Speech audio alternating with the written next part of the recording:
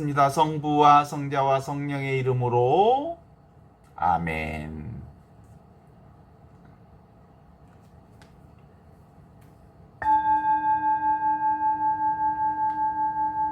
안녕하세요. 사막교부들의 영성특집, 오늘은 44번째 시간입니다. 지난 시간에는 에바그리오스를 통해서 생각, 감정, 욕망을 분별하는 길을 살펴봤죠. 생각은 내가 아니다. 생각이 떠오른다고 해서 그 생각이 곧 내가 아니라는 사실을 확인해 보았습니다.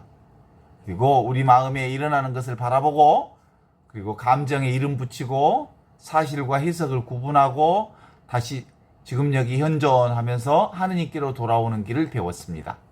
오늘은 바로 그 생각, 감정 아래에 있는 더 깊은 고통을 보도록 하겠습니다. 오늘 만날 인물은 아빠스 마카리오스입니다. 아빠스 마카리오스는 에집트 사막의 대표적인 교부로 전해집니다. 에집트의 마카리오스라고 불리우기도 합니다. 또는 대마카리오스라고 부르기도 합니다. 그와 관련된 사막교부들의 전승에는 고독과 자비, 회개와 돌봄, 상실과 하느님의 현존에 관한 여러 가지 얘기가 전해지고 있습니다. 오늘 우리가 준비한 건 빈 의자를 한번 앞에다 갖다 놓고 바라보십시오. 빈 의자는 여러 가지를 상징합니다. 사랑하는 사람이 떠난 자리, 아무도 이해해주지 않는다고 느끼는 자리, 상실과 이별 뒤에 남은 자리, 마음은 함께 있지만 몸은 멀리 있는 사람의 자리, 그리고 내가 혼자 남겨졌다고 느끼는 나는 나 자신의 자리를 빈 의자 자리라 이렇게 한번 상상해보고 빈 의자를 한번 바라봅니다. 오늘 우리의 고통을 아주 가볍게 말하지 않겠습니다. 힘들어, 아이고 힘들어, 괜찮아질 거야, 다 잘 될 거야, 이런 말만으로는 고통을 덮지 못합니다. 고통은 실제로 아픕니다. 오메 아파 죽겠네. 그러나 고통이 있다고 해서 하느님께서 떠난 것은 아닙니다. 오늘의 화두를 마음에 놓겠습니다. 고통이 하느님의 부재를 증명하는 것은 아닙니다. 고통의 가장 낮은 곳에서도 하느님의 현존은 늘 지금 여기 이 순간이와 같이 살아있는 하느님의 현존, 살아있는 하느님은 그곳에도 늘 머물러 계십니다.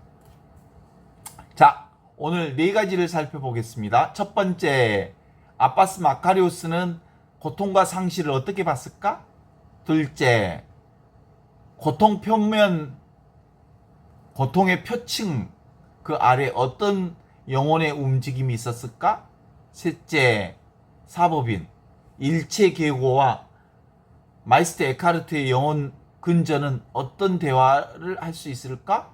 넷째, 지금 우리의 삶에서 고통 안에 계신 하느님의 현존을 어떻게 바라볼 수 있을까? 이렇게 말이죠.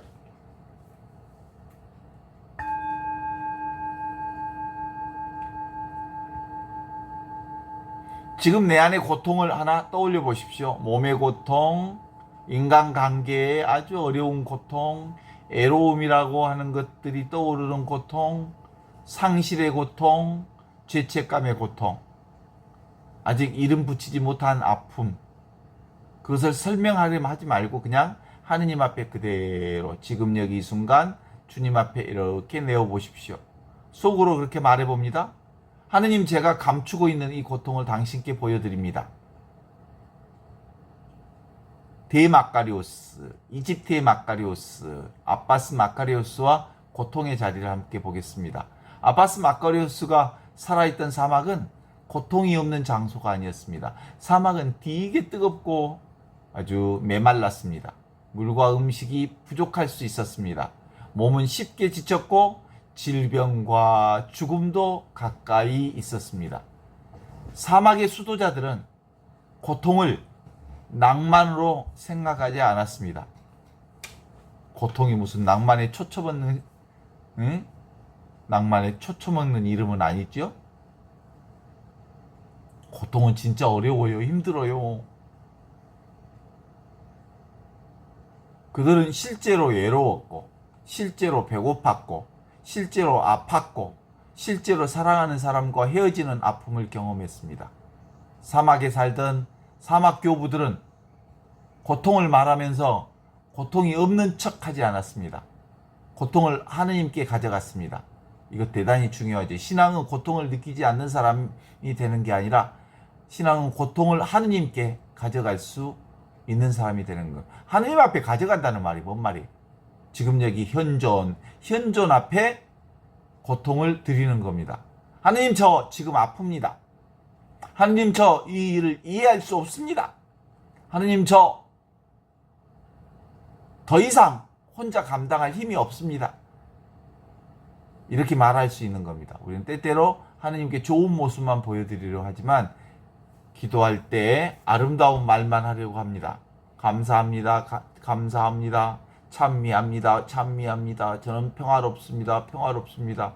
물론 이런 기도할 수 있죠. 필요하죠. 그러나 하느님께 우리의 눈물도 들으십니다.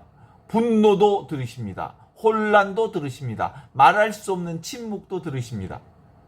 그래서 마카리오스의 영성은 고통을 제거하기 전에 고통 속에 머무시는 하느님을 바라보도록 이끄십니다. 고통이 사라지기도 전에 지금 여기 현존 하느님께 함께 계심을 경험합니다. 문제가 해결되기 전에 지금 여기 현존 살아계신 하느님께 함께 계십니다. 관계가 회복되기 전에 지금 여기 현존 살아계신 하느님께 함께 계십니다.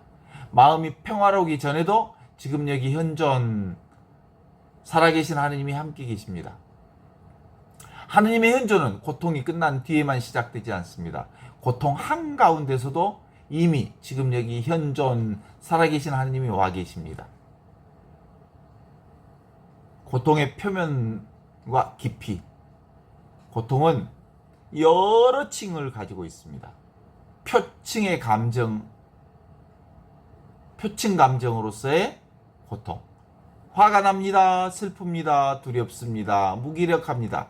이게 물결 파도 치듯이 화가 올라오고 슬픔이 올라오고 두려움이 올라오고 애로움이 올라오고 무기력이 올라옵니다. 그러나 그 표층 감정 아래 더 깊은 고통이 있을 수 있습니다. 화 저 밑바닥에 존경받지 못했다는 느낌이 자리 잡고 있을 수 있습니다. 불안 저 밑바닥에 버림받지 않을까 하는 두려움이 있을 수 있습니다. 질투 저 밑바닥에 사랑받고 싶다고 하는 갈망이 있을 수 있습니다. 무기력 저 밑에 너무 오래 노력해온 피로가 있을 수 있습니다. 무관심 저 밑바닥 아래 더 이상 상처받고 싶지 않는 마음의 방어가 있을 수 있습니다. 그러므로 고통을 바라볼 때 표층 감정만 보지 말고 저 밑바닥에 뭐가 있는지 이렇게 봐야 하지 않겠어요? 나는 왜 이렇게 화가 날까? 나는 왜 이렇게 약하지? 나는 왜 이렇게 이기적이지? 그 질문만 반복하면 고통 위에 또 다른 고통이 쌓입니다. 먼저 물어보십시오. 이 감정 아래 무엇이 있을까? 이 화라고 하는 화 밑바닥에 뭐가 있을까? 분노 밑바닥에 뭐가 있을까? 질투 밑바닥에 뭐가 있을까? 불안 밑바닥에 뭐가 있을까? 존중받지 못한 그게 그걸까? 무관심의 밑바닥에는 진짜 뭐가 있을까?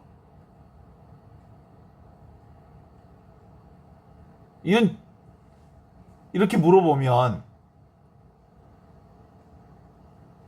나는 무엇을 잃었다고 느끼는가? 나는 어떤 사랑이 기다리고 있는가? 나는 무엇이 두려운가? 이 질문에 하느님 앞에 가져가면 고통의 뿌리를 바라보는 것은 고통에 빠지는 게 아니니까 고통을 더 정확하게 이해할 수 있는 일이 됩니다. 정확하게 보아야 필요한 도움을 받을 수 있지 않겠습니까? 어떤 고통은 진실한 대화가 필요하기도 하고 어떤 고통은 관계, 경계가 필요하기도 하고 어떤 고통은 충분히 슬퍼할 시간이 필요하기도 합니다.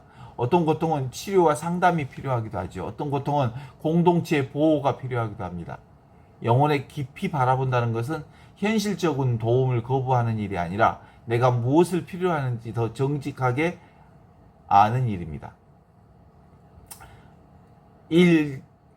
재행무상, 집법무와 일체계고, 열반적정이라고 하는 이 사법인 중에 일체계고와 영혼의 근저에 대해서 한번 살펴보도록 하겠습니다.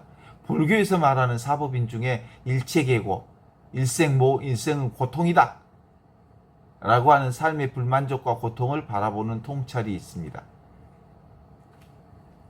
그러나 고통을 말한다고 해서 삶의 모든 것이 나쁘다고 말하는 건 아닙니다.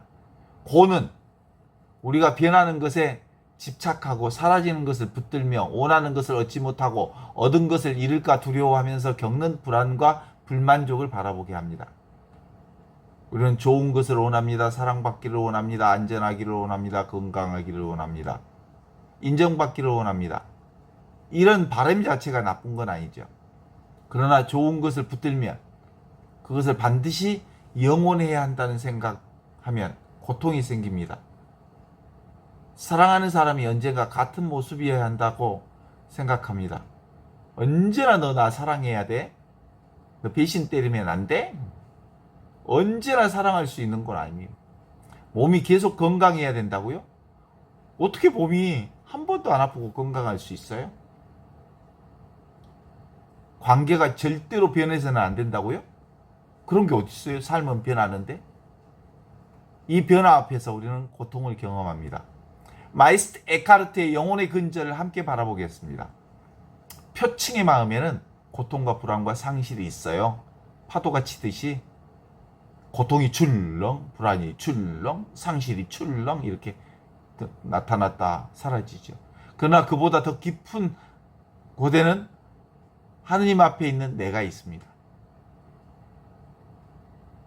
고통이 나의 경험인 것 맞지만 고통이 나는 아닙니다. 나는 고통을 받고 있지만 고통이 나는 아니라니까요. 상실을 경험하지만 그 상실 자체가 나는 아닙니다. 내가 애롭죠. 애롭지만 애로움은 내가 아닙니다. 나는 하느님 앞에 있는 지금 여기 이 순간 하느님의 현존이 나입니다. 진짜 나는 현존입니다. 이것은 고통을 부정하는 게 아닙니다. 고통보다 더 깊은 곳에 함께 바라보는 현존이 있다고요. 보고 있고 듣고 있고 느끼고 있고 알고 있고 깨닫고 있고 알아차리고 있는 이것이 있다고요. 상처를 가볍게 여기지 않으면서도 상처가 영혼 전체를 차지하지 않도록 해야 합니다. 상처 내가 아니에요. 상처를 바라보는 내가 있죠. 하느님께서는 내 고통의 표면에, 표층에 계시고 내 고통의 깊은 심층에 계십니다. 그래서 첫 번째 침묵은 고통을 하느님 앞에 내어놓기 그럽니다. 상처 입은 마음을 감싸는 작은 보호막을 하나 세워야 합니다. 고통을 숨기기 위한 건 아닙니다. 고통이 더 다치지 않도록 하느님께 조용히 감싸시는 겁니다.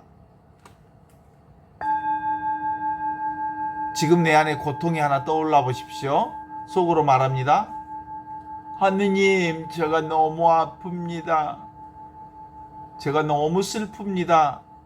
하느님, 괴롭습니다. 하느님, 저는 이 일을 아직 이해할 수가 없습니다. 하느님, 이 고통 안에서도 당신께서 함께 계심을 믿고 싶습니다. 고통이 당장 사라지지 않아도 괜찮습니다. 오늘 고통을 혼자 들고 있지 않는 것만으로도 충분합니다. 고통은 하느님의 부재가 아닙니다. 아프다고 하느님이 없는 건 아닙니다. 우리는 고통을 겪을 때 하느님께서 나를 떠났다고 생각할 수 있습니다. 주님, 이 잔을 저에게서 거두어 주십시오. 너무 아파서 주님 너무 힘듭니다. 이렇게 예수님처럼 그렇다고 해서 내가 너무 힘든 그 자리에 하느님이 없는 건 아니니까 기도할 수 있습니다. 기도해도 응답이 없는 것 같아요. 성경을 읽어도 마음에 들어오지도 않아요. 공동체 안에 있어도 혼자 있는 것처럼 애로워져요. 하느님께서 계신다면 이런 일이 나한테 있을 수 없어. 왜 이런 일이 나한테 일어나는 거야? 내가 사실 암 진단 받을 때 그랬거든요. 내가 뭘 잘못했다고 이런 일이 나한테 오지? 왜 나한테 이런 게 온단 말이야? 이렇게 묻게 되었죠. 그 질문은 잘못된 건 아닙니다. 그 고통 속에 하느님께 질문하는 것은 믿음이 없다는 뜻이 아닙니다. 오히려 하느님과의 관계를 포기하지 않겠다는 뜻일 수 있습니다. 하느님, 왜 그렇습니까? 왜 저입니까? 왜 여기입니까? 하느님, 당신은 어디 계십니까? 하느님, 제가 왜 이렇게 혼자입니까? 이런 질문들을 하느님께 드릴 수 있습니다. 하느님께서는 우리의 질문을 두려워하지 않으십니다. 하느님께서는 우리의 분노 때문에 우리를 떠나지 않으십니다. 하느님께서는 우리의 눈물 때문에 우리를 부끄럽게 하지 않으십니다. 고통 속에서 하느님은 언제나 문제를 즉시 제거하는 방식으로 나타나지는 않습니다. 때로 누군가의 방문으로 나타납니다. 하느님이 천사를 하나 탁 보내줄 수도 있고, 의사의 손길로 나타나기도 합니다. 때로는 상담자의 말로 나타나기도 합니다. 때로는 아무 말 없이 곁을 지켜주는 사람으로 나타나기도 합니다. 때로는 오늘 하루를 견딜 수 있는 작은 힘으로 나타나기도 합니다. 하느님의 현존은 항상 강한 감정으로 느끼지는 않습니다. 느껴지지 않아도 계실 수 있습니다. 보이지 않아도 일하고 계실 수 있습니다. 내가 이해하지 못해도 나를 버리지 않을 수 있습니다. 고통이 하느님의 부재를 증명하는 것은 아닙니다. 고통 속에 하느님 살아계십니다. 동의하시죠? 상실은 사랑의 반대가 아닙니다. 상실은 사랑이 있었다는 증거이기도 합니다. 사랑하지 않았다면 잃었을 때 그렇게 아프지 않았을 것을, 차라리 사랑하지 말 것을, 사랑했기 때문에 떠난 사람을 그리워합니다. 소중히 여겼기 때문에 너무너무 아픕니다. 함께한 시간이 있었기에 빈자리가 너무너무 크게 느껴집니다. 그러므로 상실의 슬픔을 부끄러워하지 마십시오. 빨리 극복해야 한다고 자신을 몰아붙이지도 마십시오. 사랑하는 사람을 떠난 상실, 슬픔에는 시간이 필요합니다. 애도의 시간이 반드시 필요합니다. 눈물이 필요하고 기억할 시간이 필요하고 말없이 머물 시간이 필요합니다. 상실을 경험한 사람에게 이제 그만 잊어버려 라고 쉽게 말하지 마십시오. 있는 것이 회복의 전부는 아닙니다. 기억하면서도 살아갈 수 있습니다.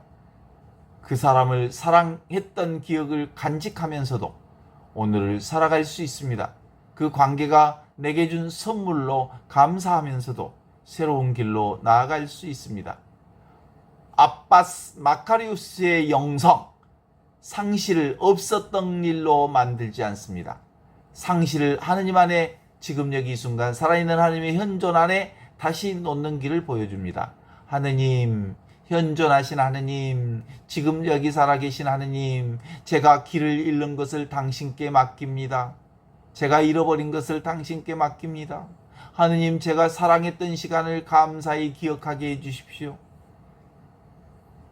하느님, 이 빈자리를 당신의 현존 안에서 견디게 해주십시오. 상실 이후에 삶은 예전과 똑같지 않을 수 있습니다. 그러나 새로운 삶이 불가능한 것은 아닙니다. 네? 어떤 사람은 화장실에서 웃는다고 그러잖아. 상실은 나를 바꿉니다. 때로는 더 약하게 만들고, 때로는 더 깊게 만들고, 때로는 더 다른 사람의 고통을 알아볼 수 있게 합니다. 하느님께 맡겨진 슬픔은 자기 자비의 통로가 될 수 있습니다. 고통 안에서 사랑을 선택하기. 고통을 겪는 사람은 모든 것을 할 수 없습니다. 힘이 없을 때 쉬어야 합니다. 도움을 받아야 하기도 합니다. 누군가에게 기대야 합니다. 그러나 아주 작은 사랑 하나는 선택할 수 있을 때가 있습니다.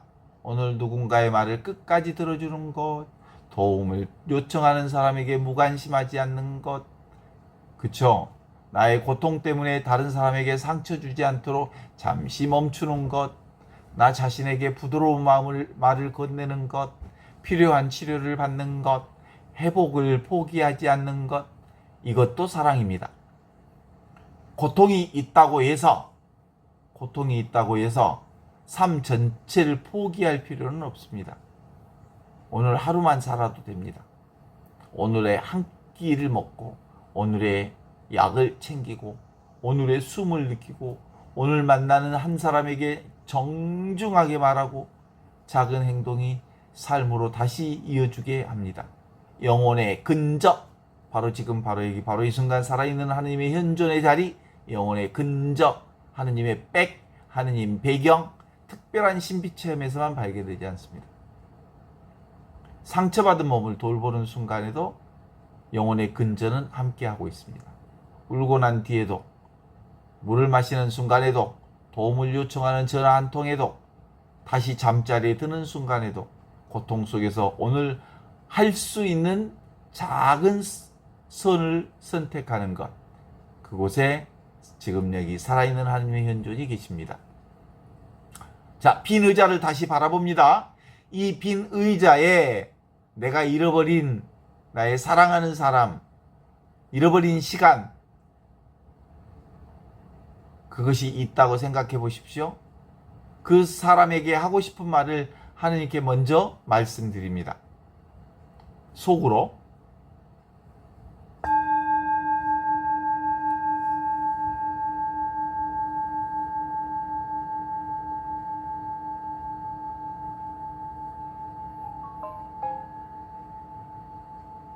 주님, 저는 이 사람이 그립고 또 그립습니다.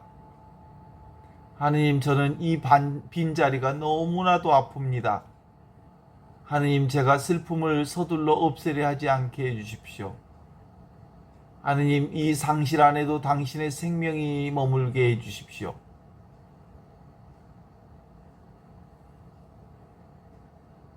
빈 의자는 비어있지만 아무 의미 없는 것은 아닙니다.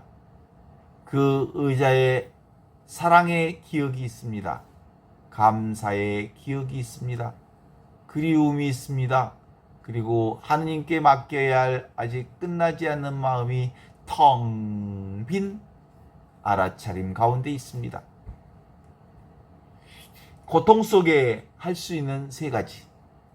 이제 오늘의 적용을 세 가지로 정리해 보겠습니다. 고통을 정확하게 이름 붙이기. 힘들다 해서 멈추지 말고 조금 더 구체적으로 말해요.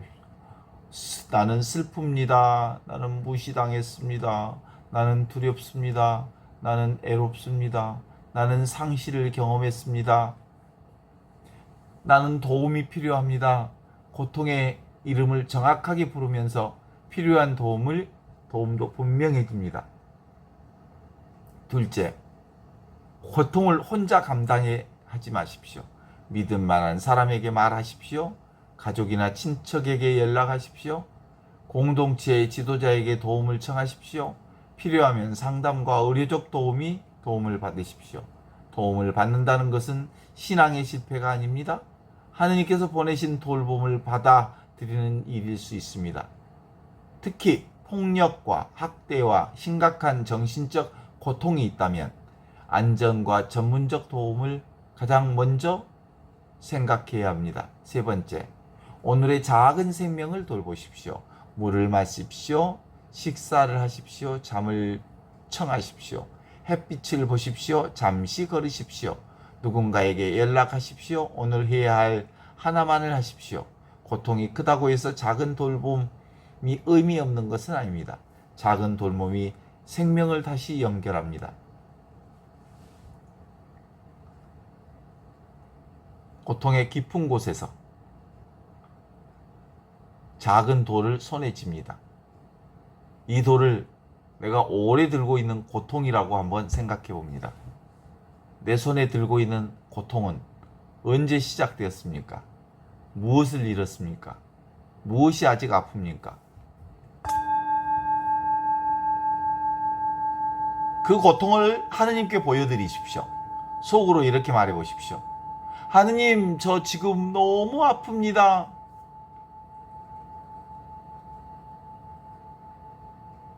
하느님, 저는 이 고통을 혼자 견디고 싶지는 않습니다. 하느님, 제 고통보다 더 깊은 곳에 당신의 생명이 있음을 믿게 해주십시오. 이제 손에 쥐었던 돈을 가만히 내려놓습니다. 그 돌이 물속으로 쑥 빠져 내려가는 것을 느껴봅니다. 고통을 없앴던 일로 만드는 건 아닙니다. 고통을 하느님께 맡기는 것입니다. 오늘 당장 치유되지 않아도 괜찮습니다. 오늘은 단지 고통을 혼자 들고 있지 않는 것만으로도 충분합니다. 마무리 기도하겠습니다. 성부와 성자와 성령의 이름으로 아멘. 하느님, 아빠스 마카리오스의 삶을 통해서 고통 안에 계시는 당신을 바라보는 길을 가르쳐 주셔서 감사합니다. 저희가 고통을 부정하지 않게 해주십시오.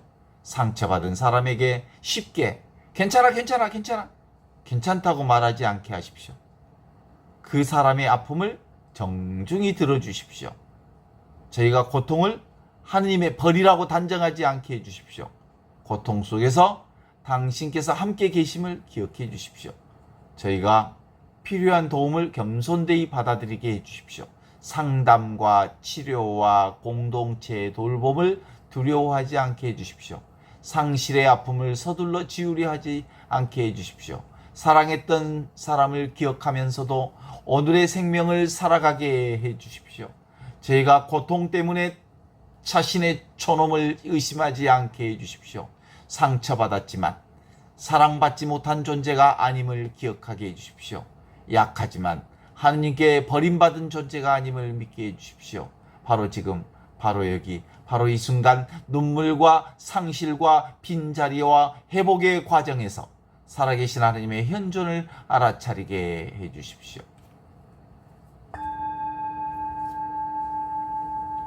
이제 마지막 종소리가 사라지는 동안 우리의 화두를 마음에 새겨봅니다. 고통이 하느님의 부재를 증명하는 건 아니다. 고통의 가장 깊은 곳에 지금 여기 살아계신 하느님의 현존이 머물 수 있다. 오늘 자신의 고통을 정확한 이름을 붙여보십시오. 그리고 혼자 들고 있지 마십시오. 그리고 믿을 만한 사람에게 말하십시오. 필요한 도움을 받으십시오. 오늘의 몸과 마음을 작게라도 돌보십시오. 고통은 나의 일부일 수 있지만 고통이 나는 아닙니다. 상실은 나의 삶의 흔적을 남기지만 나의 미래 전체를 결정하지는 않습니다. 하느님께서 고통보다 더 깊은 곳에 지금 여기 이렇게 살아계십니다.